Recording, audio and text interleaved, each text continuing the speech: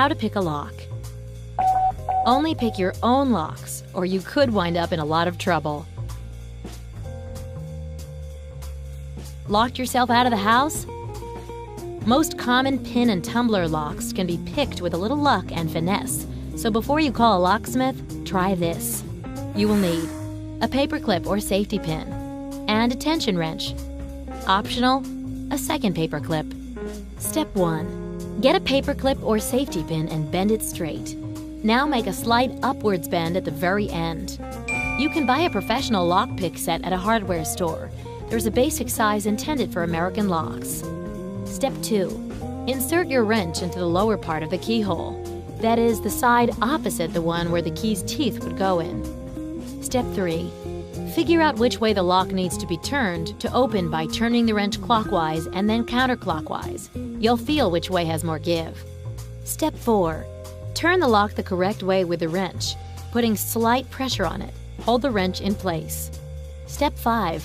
While keeping pressure on the lock, insert the paperclip into the top part of the keyhole.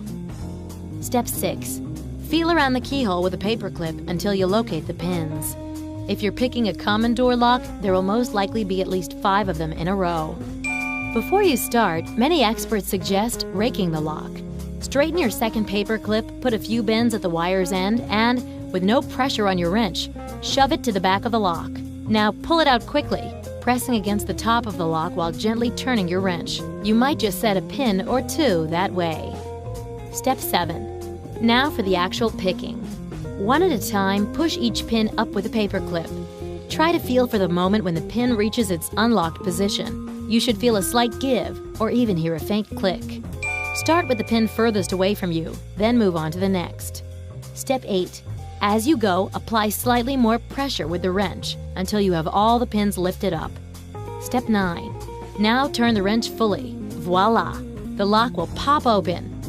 Did you know wooden locks were used as far back as 4,000 years ago in ancient Egypt?